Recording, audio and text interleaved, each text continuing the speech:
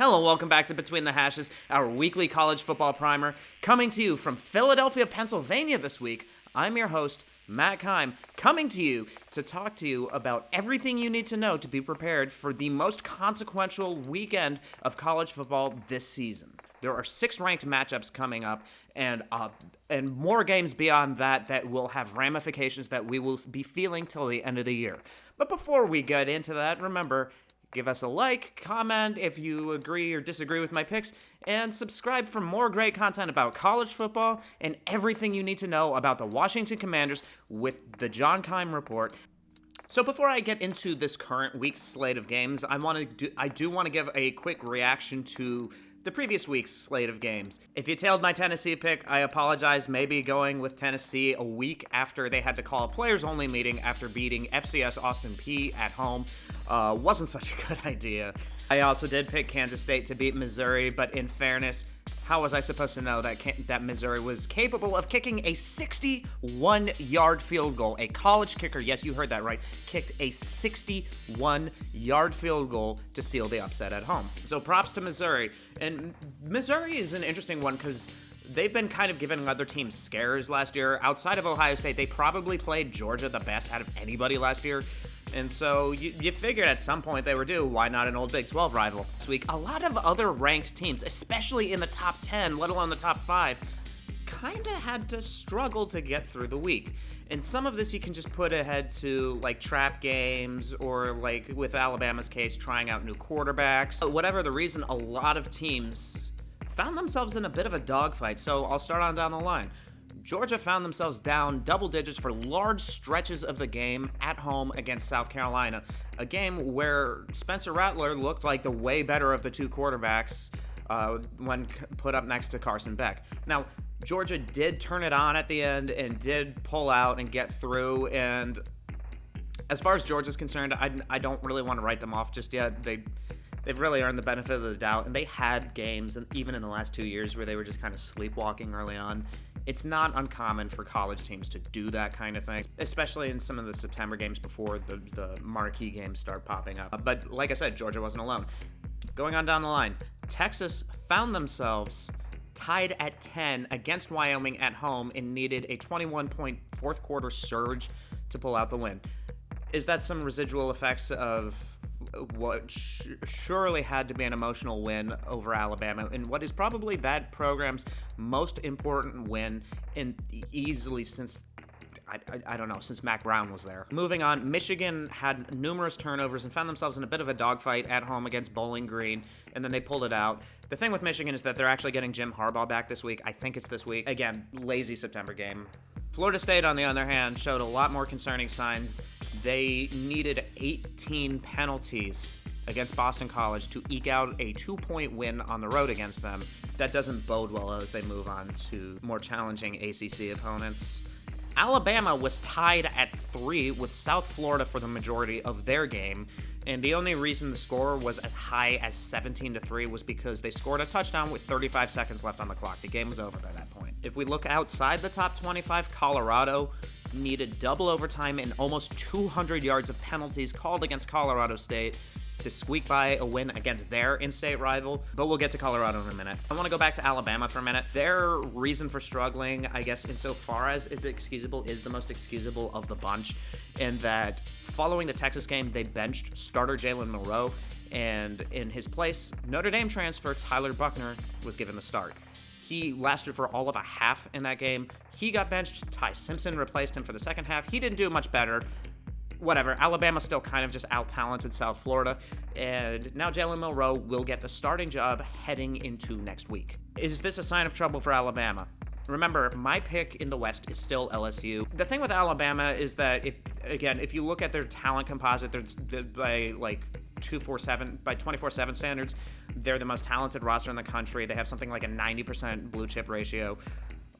The issue is that this is just a very young team, and it's starting to look like a lot of this assistant coaching turnover and NFL draft turnover is kind of finally starting to catch up to them. Again, it's still a Nick Saban team. I'm sure they're going to bounce back at some point. They have a big game coming up too, and the question is, can they make it work with Jalen Milroe? He kind of had a rough night throwing the ball against Alabama. He still put up decent stats, but it was just the timeliness of some of those interceptions and just the plays that guys like Bryce Young or Jalen Hurts or Tua or Mac Jones would have made. He just doesn't seem to be at that level. And so Alabama does need to retool things to make it work. Now, the thing they have going for them is they have an amazing offensive line, and Jalen Milroe is more than capable as a runner. And so they should be able to figure out as they move on into SEC play. I do want to highlight some games that I'm not actually going to pick. If you've been watching the show, you'll know that I only pick about 5 games every week. There's a whole lot more that are worth paying attention to, so I'm going to just list them off for a minute. And then I'm going to move on to the lightning round. So games I'm not covering but think you should watch. Utah UCLA, one of 3 ranked matchups in the Pac-12. The only one I'm not covering. Utah seems to be on the mend despite losing almost half their starting roster to injury to start the season and having to roll out their 3rd-string quarterback for the first couple weeks. Their 2nd-string quarterback is back, but starter Cam Rising is still out, and UCLA is playing well. Should be a fun one. Cincinnati plays Oklahoma in its first Big 12 matchup. And Oklahoma might actually be a bit underrated this year, or insofar as a team like Oklahoma can be. So that's another fun one to watch. Florida State goes on the road to the ACC Death Valley to play Clemson. Like I said, no matter what you think of Clemson this year, they are still a dangerous team, especially at home, especially against Florida State. Florida State hasn't won against Clemson in something like 6 or 7 years, maybe even more than that. And so it's, with how shaky Florida State looked, that one might be a real cause for concern. And it's not a ranked matchup, but Clemson is the top vote getter amongst the teams that aren't ranked, so it's almost de facto ranked matchup. I definitely wanted to highlight those 2 or 3 games before I move on into the lightning round. I told you I'd talk about Colorado. Colorado's star receiver/cornerback Travis Hunter suffered a lacerated liver due to a late hit in the Colorado State game, and he will be out for this game and for the next few weeks probably. They're on the road in Eugene, Oregon.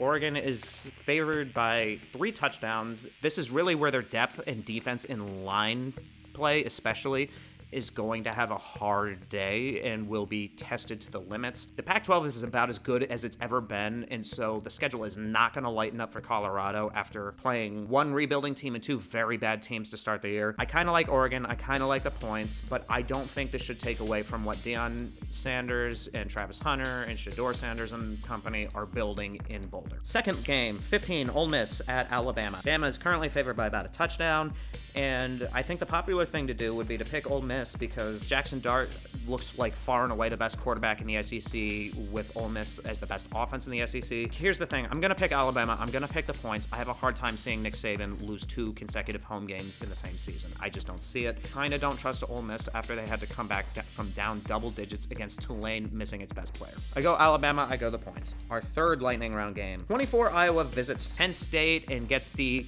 unfortunate honor of receiving the whiteout game. Penn State is favored by currently about 15 points. While Iowa has been playing better on offense, is it good enough to go on the road into Happy Valley and do that and pull out the win? And while this series does have some strange results, Iowa's upsets, whenever they do pull them off, typically come at home, and they don't typically come on the road during a whiteout.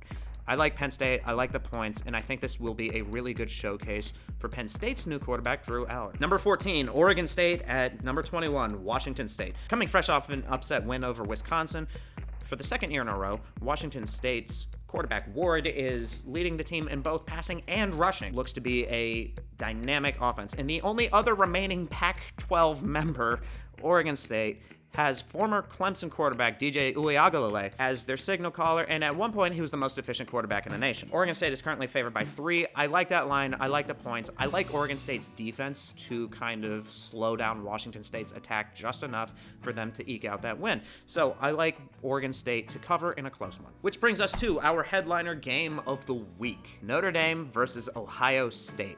You're going to see, like with the Texas-Alabama game, you're going to see the stats that I'm putting up from last year. I don't like doing the current year's stats until I have about a month's worth of data to really back it up. Both of these teams have different quarterbacks than last year, and both of these teams look significantly different than they did last year.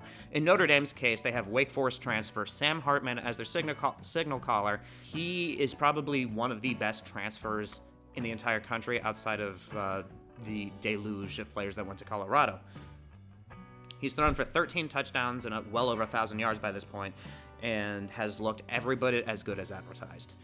Notre Dame is currently sitting at 4-0, and oh, by the way, they were one of the teams that struggled last week too. They let Central Michigan hang around for a while. And Notre Dame has a tough stretch where they play Ohio State and USC within about a month of each other, so we're going to find out just how improved this Notre Dame team is very quickly. Meanwhile, on Ohio State's side, they have almost an entirely new offensive line, and new offensive coordinator, Brian Hartline, got promoted, and starting quarterback Kyle McCord. Now, there was a lot of criticism sent Ohio State's way after a rough offensive day against Indiana, especially running the ball, and they slowly seem to have been improving. When we last saw them, they beat a very good offensive team in Western Kentucky, 63-10, and something that bodes really, really well for the defense going forward. Kyle McCord does seem to be showing signs of improvement, having been since named the full starter. This will be the biggest test for him and Ohio State yet. The problem with evaluating this game that I'm having a hard time with is that neither of these teams have really played anybody. The combined records of the teams that these two have played is something like 11-10. Two of the teams that have winning records, adding to that, are FCS teams. So, despite the fact that Notre Dame has looked really, really good with the exception of last week, there's nobody that we can really judge them against. So if you take out the FCS teams, the combined record is something like 7-8. We haven't learned a lot about either team just yet. We can infer what we've seen, but they're just... like I've been saying for the last couple of videos, there just isn't enough data to go on. So currently, Ohio State is favored by 3.5, based on some of the sports books I've looked at. The line was just 3 just a day ago. Notre Dame is high-flying on offense, and what Sam Hartman has been doing is him being as good as he is has allowed Notre Dame's run game to improve drastically from where it was last year. And Sam Hartman is in his 50th collegiate starts, and that kind of experience can and should never be discounted. If you compare these teams on defense, they're almost dead even. Ohio State is they're giving up something like 12 less yards per game. They're giving up about 5 less points per game on defense. But again, just because of the level of the competition and the fact that Indiana ran a shotgun triple offense attack in that first game, there's really not a lot you can infer about that defense that we didn't already think about them going into the season. I guess you could say that by holding Western Kentucky to 10, that might be the most impressive defensive performance between the two schools. But at the same time, it's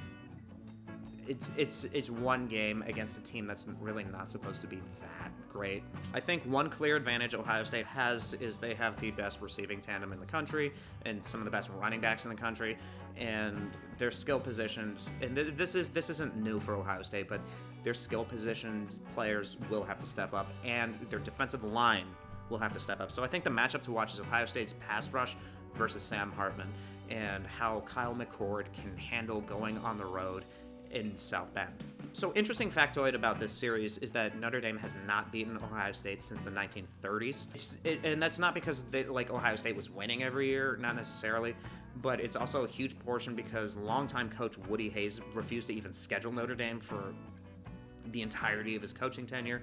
So there was a solid period from about the early 50s to almost the 1980s where they just didn't play at all. And so while Notre Dame developed rivalries with other Big Ten schools like Purdue and Michigan, that history really isn't there for Ohio State, just despite the fact that you have these two parallel blue bloods with each other. I think this is only their 4th matchup this particular century, with Ohio State winning the other 3 games. So like I said, I'm having a very hard time picking this game. While I'm of the opinion that Marcus Freeman got a little too much hate last year, coaching, I give the edge to Ohio State. Ryan Day has more than proved himself as a coach. If you look at the defenses, Ohio State has the slight edge there, but like I said, the numbers are so similar that it's kind of hard to differentiate. The reason why I'm going Ohio State on defense is because they did it against a decent, experienced quarterback at Western Kentucky. But again, that's just one data point. Looking at the offensive line, I think Notre Dame gets the edge there. There's still some questions there with Ohio State. Quarterback, far and away, Notre Dame has the better of the two quarterbacks. Not to say that Kyle McCord can't improve, but just as of right now, you have a guy in his 4th or 5th start versus a guy in his 50th. I give the edge to Notre Dame there. Offensive skill position players, Ohio State far and away. Marvin Harrison Jr. is going to be a top 10 pick, and Ibuka is probably also going to be a first-round pick, and that's to say nothing of their running backs and Cade Stover, their tight end. I like Ohio State, and so what's going to have to happen is those guys plus the offensive line are going to have to elevate the play of the quarterback, whereas Sam Hartman will have to elevate the play of his guys around him. I think why a lot of people are starting to favor Ohio State in this matchup is because of how good they looked after committing to a full-time starter last week. The line sits at 3.5. I genuinely have no idea with this one. I think these teams are so dead even that no result would. The only result that really would surprise me probably would be a blowout either way. But before I make my final pick, what's at stake? Regardless of who wins, they're going to be on an inside track to the playoff, which is especially important. Which is probably a little bit more important for Notre Dame because they don't get that conference championship and they just have less margin for error with a loss. But with a win against Ohio State, against a team they haven't beaten since the 30s, is something they're going to be able to use when it comes down to pick those 4 teams. A loss for Ohio State wouldn't necessarily sink their season because they do have Penn State and Michigan both on the schedule, but a win, kind of like Texas, would give them a lot more breathing room going into conference play. I think the thing that's going to tip me for Ohio State here is the coaching edge. I think Ryan Day has gotten way too much criticism lately, and his track record in these big games, even if he doesn't win them, is that the game plans, especially the scripted first portions of these games, are always usually really good and set up his guys to succeed, and Kyle McCord is going to need that more than ever. If Ohio State wins, it will be because Kyle McCord can settle in and the offensive line can finally start to gel. If Notre Dame wins, it's because Sam Hartman will take over the game. I think it's a little bit more likely that Ohio State wins, but I don't even feel comfortable calling for them to cover. So what I'm going to say is Ohio State wins, but Notre Dame will cover the spread. So Ohio State by 2 is my final prediction. Lock it in. And that's about all I have this week. Thanks for hearing me out. Enjoy your weekend of college football. Remember to subscribe to Ampire Media, both for more content on college football and regular coverage on the Washington Commanders with the Keim Report. Thanks, and I'll see you this time next week.